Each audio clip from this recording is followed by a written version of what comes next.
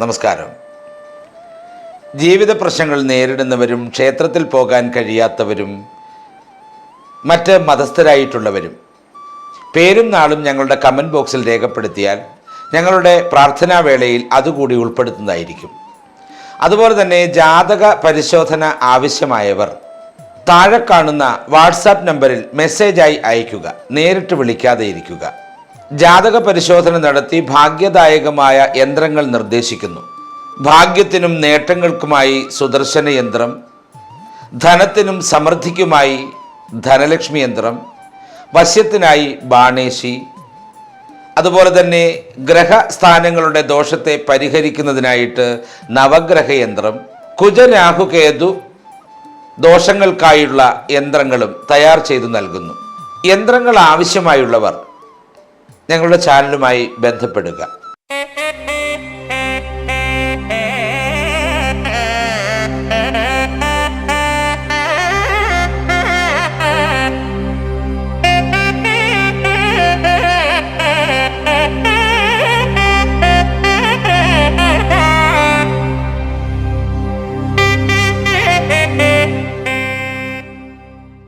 നമസ്കാരം. രോഹിണി നക്ഷത്രക്കാരുടെ 1202 പുതുവത്സര ഫലമാണ് പറയുന്നത്. ഒരു വർഷത്തേക്കുള്ള ഫലം കൂടിയിട്ടാണിത്. കൊല്ലവർഷം 1202 രോഹിണി നക്ഷത്രക്കാരെ സംബന്ധിച്ചിടത്തോളം വലിയ അവസരങ്ങളും ഒപ്പം ചില പ്രധാന കരുതൽ ആവശ്യപ്പെടുന്ന വെല്ലുവിളികളും നിറഞ്ഞൊരു വർഷമാണ്. ചന്ദ്രൻ്റെ ആധിപത്യമുള്ള രോഹിണി നക്ഷത്രം പൂർണ്ണമായും ഇടവക്കൂറിൽ അഥവാ ഇടവം രാശിയിൽ വരുന്നു.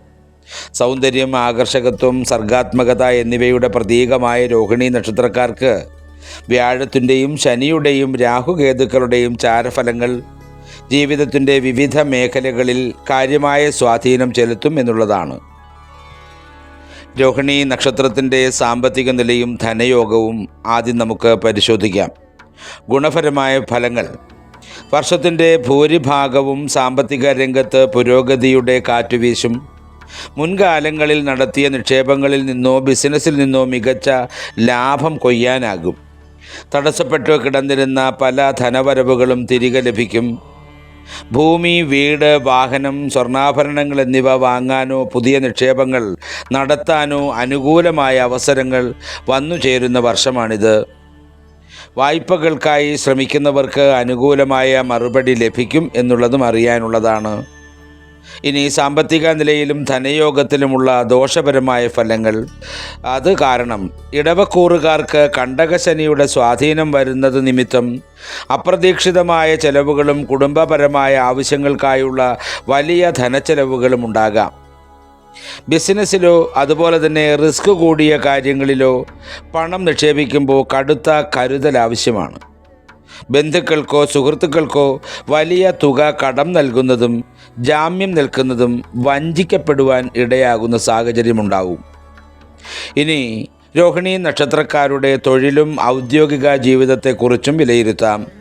ഗുണപരമായ ഫലങ്ങളെന്ന് പറയുന്നത് കല, സാംസ്കാരികം, മാധ്യമങ്ങൾ, അതുപോലെ തന്നെ IT മേഖല അല്ലെങ്കിൽ വിവര സാങ്കേതിക മേഖല, വ്യാപാരം, വിദ്യാഭ്യാസം തുടങ്ങിയ മേഖലകളിൽ പ്രവർത്തിക്കുന്ന രോഹിണി നക്ഷത്രക്കാർക്ക് വിസ്മയകരമായ മുന്നേറ്റം കൈവരിക്കുവാൻ സാധിക്കും. കഠിന അധ്വാനത്തിന് അർഹമായ അംഗീകാരങ്ങളും സ്ഥാനക്കയറ്റവും അതുപോലെ തന്നെ ശമ്പള വർധനവും ലഭിക്കും. വിദേശത്ത് ജോലിക്കായി ശ്രമിക്കുന്നവർക്ക് നല്ല അവസരങ്ങൾ തേടിയെത്തും എന്നുള്ളതും അറിയാനുള്ളതാണ്. അതുപോലെ തന്നെ വിദേശത്ത് പെട്ട് ജോലി ലഭിക്കാതെ ഇരിക്കുന്ന രോഹിണി നക്ഷത്രക്കാർക്ക് ഈ വർഷം അത് ലഭിക്കുകയും സ്ഥാന കയറ്റമുണ്ടാവുകയും ശമ്പള വർധനവൊക്കെ ലഭിക്കുകയും ചെയ്യും. പുതിയ ബിസിനസ് ആശയങ്ങൾ നടപ്പാക്കാൻ അനുയോജ്യമായ സമയമാണ് 1202 ഇതിൻ്റെ ദോഷപരമായ ഫലങ്ങൾ. കണ്ടകശനി കാരണം ജോലിസ്ഥലത്ത് അധിക ജോലിഭാരമുണ്ടാകും. അനാവശ്യമായ സ്ഥലം മാറ്റം, മാനസിക സമ്മർദ്ദം എന്നിവ അനുഭവപ്പെടാം. സഹപ്രവർത്തകരുമായി തർക്കങ്ങൾ ഉണ്ടാകാൻ സാധ്യതയുള്ളതിനാൽ സംസാരത്തിൽ നിയന്ത്രണം വേണം. മേലധികാരികളുമായി അഭിപ്രായ വ്യത്യാസങ്ങൾ വരാനിടയുള്ളതിനാൽ കൃത്യസമയത്ത് ദൗത്യങ്ങൾ പൂർത്തിയാക്കാൻ ശ്രദ്ധിക്കണം. ദേഷ്യത്തിൻ്റെ പുറത്തോ നിരാശയിലോ ജോലി രാജിവെക്കാൻ ശ്രമിക്കരുത്. ഇനി രോഹിണി നക്ഷത്രക്കാരുടെ കുടുംബവും ദാമ്പത്യ ജീവിതത്തെക്കുറിച്ചുമാണ് പറയുന്നത്. അതിൻ്റെ ഗുണഫലങ്ങളെന്ന് പറയുന്നത് കുടുംബത്തിൽ സമാധാനവും സന്തോഷവും കൈവരും. അവിവാഹിതരായ രോഹിണി നക്ഷത്രക്കാർക്ക് അനുയോജ്യരായ ജീവിത പങ്കാളിയെ കണ്ടെത്തുവാനും മംഗളകർമ്മങ്ങൾ നടത്താനും യോഗമുണ്ട്. ദമ്പതിമാർക്കിടയിൽ സൗഹൃദവും പരസ്പര ധാരണയും വർദ്ധിക്കും. സന്താന ഭാഗ്യത്തിനായി കാത്തിരുന്നവർക്ക് ആഗ്രഹ സാഫല്യം ലഭിക്കും എന്നുള്ളതും അറിയുക. അതുപോലെ ഈ കുടുംബവും ദാമ്പത്യ ജീവിതത്തിലെയും ദോഷപരമായ ചില ഫലങ്ങളും ഉണ്ടാകും. ചില മാസങ്ങളിൽ ദാമ്പത്യ ബന്ധത്തിൽ ചെറിയ പിണക്കങ്ങളും ഈഗോ പ്രശ്നങ്ങളും തലപൊക്കിയേക്കാം. കാര്യങ്ങൾ പരസ്പരം തുറന്ന് സംസാരിക്കാത്തത് വലിയ തർക്കങ്ങൾക്ക് വഴിയൊരുക്കം നടക്കും. പ്രായമായ കുടുംബാംഗങ്ങളുടെ രോഗദുരിതങ്ങൾ കാരണം ആശുപത്രി സന്ദർശനങ്ങളും ആശങ്കകളും വരാൻ സാധ്യതയുണ്ട്. ഇനി 1202 ആണ്ടിലെ രോഹിണി നക്ഷത്രക്കാരുടെ ആരോഗ്യസ്ഥിതിയെക്കുറിച്ചാണ് പറയുന്നത്. ഗുണപരമായ ഫലങ്ങളെന്ന് പറയുന്നത് പൊതുവെ നല്ല ഉന്മേഷവും ശാരീരിക ക്ഷമതയും നിലനിർത്താൻ സാധിക്കും. പഴയ കാല രോഗങ്ങളിൽ നിന്നും വിട്ടുമാറാത്ത അസ്വസ്ഥതകളിൽ നിന്നും ക്രമേണ ആശ്വാസമുണ്ടാകും. അതുപോലെ ദോഷപരമായ ഫലങ്ങൾ ആരോഗ്യസ്ഥിതിയെ സംബന്ധിച്ച് പറയുകയാണെങ്കിൽ കണ്ടകശനിയും രാഹുവിൻ്റെ സ്വാധീനവും കാരണം ദഹനക്കേട്, വയറ്റിലെ അസ്വസ്ഥതകൾ, അലർജി, തൊണ്ട സംബന്ധമായ പ്രശ്നങ്ങൾ എന്നിവയ്ക്ക് സാധ്യതയുണ്ട്. മാനസികമായ സമ്മർദ്ദവും ഉറക്കമില്ലായ്മയും ഉണ്ടാകാതിരിക്കാൻ വ്യായാമവും ഭക്ഷണ ക്രമീകരണവും ഒരു ശീലമാക്കണം. രാത്രികാല ഡ്രൈവിങ്ങിലും വാഹന ഉപയോഗത്തിലും യന്ത്രങ്ങൾ കൈകാര്യം ചെയ്യുമ്പോഴും പ്രത്യേകമായ ശ്രദ്ധ വേണം. ഇനി നമുക്ക് മാസം തിരിച്ചുള്ള ഫലങ്ങളെ നോക്കാം. ചിങ്ങം മുതൽ വൃശ്ചികം വരെയുള്ള സമയം, അതായത് ഓഗസ്റ്റ് മാസം മുതൽ ഡിസംബർ മാസം വരെയുള്ള സമയം പുതിയ തുടക്കങ്ങൾക്ക് അനുയോജ്യമായിട്ടുള്ള സമയമാണിത്. ധനവരവ് ജീവിതത്തിൽ വർദ്ധിക്കുന്ന സമയമാണ്. കരിയറിൽ വലിയ നേട്ടങ്ങൾ, അതായത് മികച്ച നേട്ടങ്ങൾ ഉണ്ടാവുന്ന സമയമാണ്. അതുപോലെ തന്നെ ധനുമാസം മുതൽ മീനമാസം വരെയുള്ള സമയം, ഡിസംബർ മുതൽ ഏപ്രിൽ മാസം വരെയുള്ള സമയത്തെക്കുറിച്ചാണ് പറയുന്നത്. ഉത്തരവാദിത്തങ്ങൾ വർദ്ധിക്കും. സാമ്പത്തികമായി കരുതലോടെ നീങ്ങണം. യാത്രകൾ വർദ്ധിക്കും.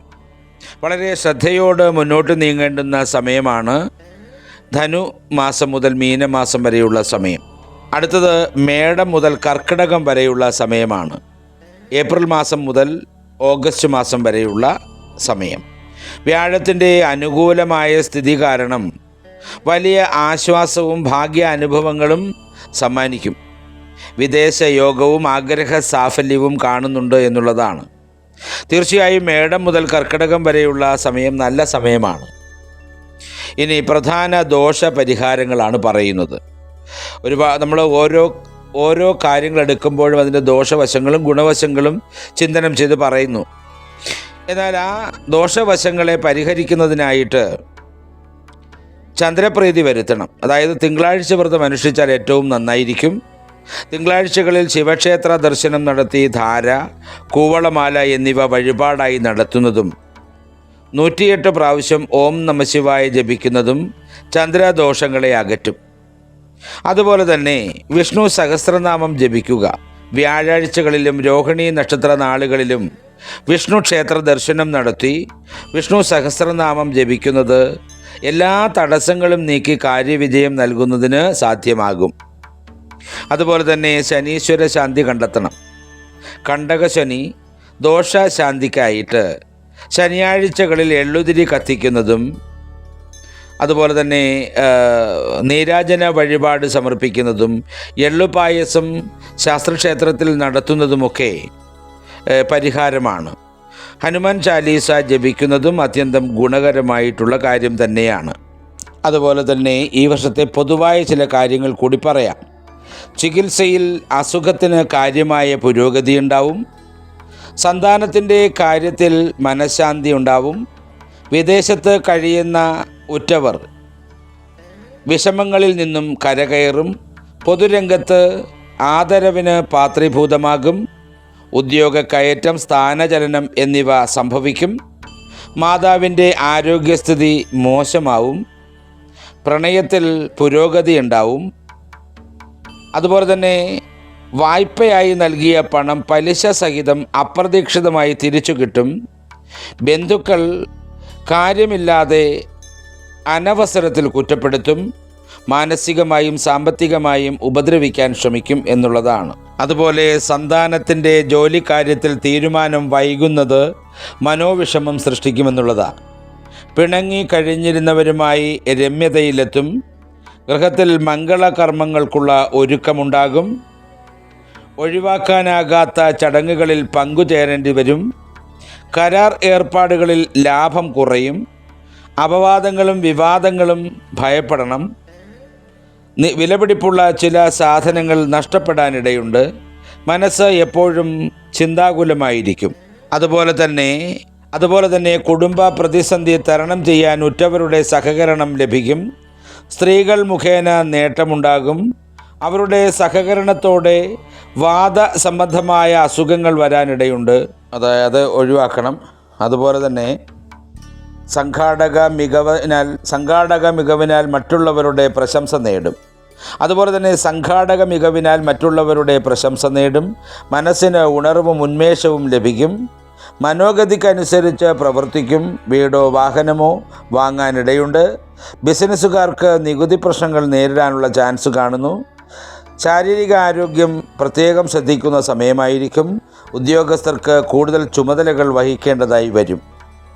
തീർച്ചയായും ക്ഷേത്ര ദർശനങ്ങളൊക്കെ നടത്തി പൂജാതി കാര്യങ്ങൾ വ്യക്തമായും ചെയ്ത് ഈശ്വരനോട് അടുക്കുവാനുള്ള ശ്രമമാണ് നടത്തേണ്ടുന്നത്. അതിലൂടെ ഈ വർഷം വളരെ ഭാഗ്യദായകമായി വരും. ദോഷകരമായ മാർഗങ്ങൾ മാറുന്നതിനായിട്ടുള്ള കാര്യങ്ങൾ പറഞ്ഞിട്ടുണ്ട്. ക്ഷേത്ര ദർശനവും മനസ്സ് തുറന്നുള്ള പ്രാർത്ഥനയുമാണ് നമ്മളെ ജീവിതത്തിൽ വളരെ ഉയരങ്ങളിലേക്ക് എത്തിക്കുന്നത്. എല്ലാ നന്മകളും ഉണ്ടാകട്ടെ എന്ന് പ്രാർത്ഥിച്ചുകൊണ്ട് നിർത്തുന്നു. നന്ദി, നമസ്കാരം.